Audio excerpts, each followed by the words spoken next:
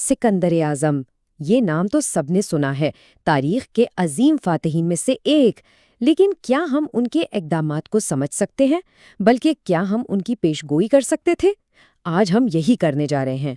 हम सिकंदर को सिर्फ एक तारीखी शख्सियत के तौर पर नहीं, बल्कि एक ताकतवर मॉडल के जरिए परखेंगे और देखेंगे कि तारीख हमें क्या सिखाती है।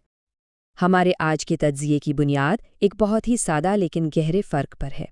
एक तरफ है बानी यानी फाउंडर, जैसे कि सिकंदर के वालिद फिलिप दोम, वो जिन्होंने मेहनत से, नज़्म व ज़ब्त से एक सल्तनत की बुनियाद रखी।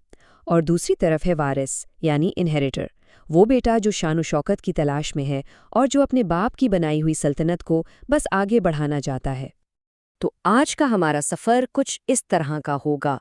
पहले हम इस बाप बेटे के मॉडल को समझेंगे, फिर इसकी बुनियाद पर सिकंदर के बारे में 3 ठोस पेशगोइयां करेंगे और फिर एक एक करके तारीख की रोशनी में देखेंगे कि क्या वो पेशगोइयां सच साबित होती हैं या नहीं। चलें तो सबसे पहले हिस्से से शुरू करते हैं। ये समझना ज़रूरी है कि ये बाप बेटे का ताल्लुक सिर्फ एक ख़ानदानी कहानी नहीं है। ये दरअसल ताकत को समझने का एक फ्रेमवर्क है, एक ऐसा मॉडल जो हमें बता सकता है कि हुक्मरान क्यों वैसे फैसले करते हैं जैसे वो करते हैं। तो बानी बाप कैसा होता है? इसकी बेहतरीन मिसाल खुद सिकंदर के वालिद फिलिप दोम है। एक ऐसा शख्स जो सिफर से शुरू करता है, अपनी मेहनत और समझदारी से एक मजबूत सल्तनत बनाता है। वो काबिलियत की कदर करता है और अपनी ज़ात से ज़्यादा रियासत का सोचता है। और इसके बिल्कुल बरअक्स है वारिस बेटा। वो अपने बाप के साये में जीता है और उसके अंदर खुद को साबित करने की एक शदीद ख्वाहिश होती है। उसके लिए ज़ाती शान शौकत और मुकम्मल वफादारी सबसे अहम चीज़ें होती हैं। ठीक है, तो अब हमने थियरी समझ ली है।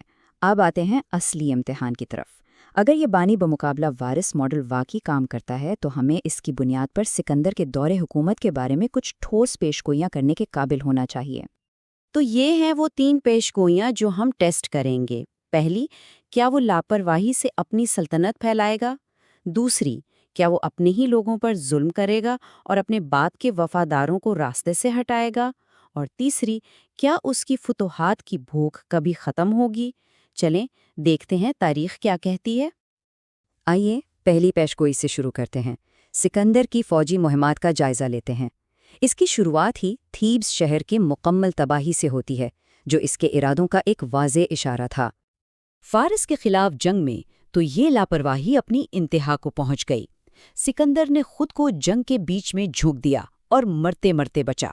उसे बचाने वाला कोई और नहीं बल्कि उसके बाप का पुराना जनरल क्लॉइथस द ब्लैक था। ये एक ऐसा खतरा था जो उसका बाप फिलिप, जो हमेशा अपने सिपाहियों की जान की फिक्र करता था, कभी ना लेता। देखें, कागज़ पर तो फारसी फौज हर लिहाज से बेहतर थी, इफरादी कुव्वत, दौलत, सब कुछ। लेकिन सिकंदर की फौज में वो चीज़ें थीं जो ज़्यादा अहमियत रखती हैं: इत्तेहाद, नज़्म व ज़ब्त और अपने लीडर से अक़ीदत। लेकिन इसके बावजूद सिकंदर की हिकमत अमली गैर ज़रूरी तौर पर ख़तरनाक थी। उसका बाप हमेशा बातचीत और सिफारतकारी को पहले मौका देता। अब हम दूसरी पेशगोई की तरफ बढ़ते हैं और यहाँ से कहानी काफ़ी तारीख हो जाती है। जैसे जैसे सिकंदर की ताकत बढ़ती गई, वैसे वैसे उसका पारा भी चढ़ता गया और मुकम्मल इताअत का मुतालबा भी। ये वाक़यात हमें बताते हैं कि सिकंदर किस तरह मुनज़्ज़म तरीके से अपने बाप की मिरास को ख़त्म कर रहा था। पहले खुद को देवता का बेटा करार दिया, अपने बाप की शनाख्त को रद्द किया, फिर बाप के सबसे भरोसेमंद जनरल को मरवा दिया और आखिर में उस शख्स को ही मार डाला जिसने उसकी जान बचाई थी, सिर्फ इसलिए कि उसने बाप का नाम ले लिया था। और अब हमारी आखिरी पेशगोई। सिकंदर की ख्वाहिशात सिर्फ एक मुल्क या एक बरे आज़म तक महदूद नहीं थीं। ये एक ना ख़त्म होने वाली ज़ाती जुस्तजू थी, अपनी अना को तस्कीन देने का एक लामुतनाही सिलसिला। इसका सबसे बड़ा सबूत हिंदुस्तान की मुहिम है। इसका कोई वाज़ेह स्ट्रेटेजिक मकसद नहीं था। फौज थक कर चूर हो चुकी थी, उन्होंने आगे बढ़ने से इनकार कर दिया और बदले में सिकंदर ने उन्हें एक ऐसे सहरा से गुजारा जहां हज़ारों फौजी मारे गए। और वापसी पर क्या किया? फौरन अरब पर हमले की तैयारी शुरू कर दी। ये साफ जाहिर करता है कि उसकी भूख कभी मिटने वाली नहीं थी। تو ہمارا تجربہ یہاں ختم ہوتا ہے۔ ہم نے ایک ماڈل لیا، اس کی بنیاد پر 3 پیش گوئیاں کیں اور پھر انہیں تاریخ کی کسوٹی پر پرکھا۔ تو حتمی فیصلہ کیا ہے؟ اور نتیجہ بالکل واضح ہے۔ تینوں کے تینوں پیش گوئیاں لاپرواہی سے توسیع، جبر کی طرف سفر اور لامتناہی خواہشات سب سچ ثابت ہوئیں۔ ہمارا تجزیاتی ماڈل نہ صرف کامیاب رہا بلکہ اس نے سکندر کی زندگی کے واقعات کی حیرت انگیز طور پر درست پیش گوئی کی۔ لیکن کہانی میں ایک آخری موڑ ہے۔ سکندر کی میراث میں ایک بہت بڑا تضاد ہے۔ اس کی ظالمانہ فتوحات کا ایک ایسا نتیجہ نکلا جس کا اس نے خود بھی کبھی نہیں سوچا ہوگا۔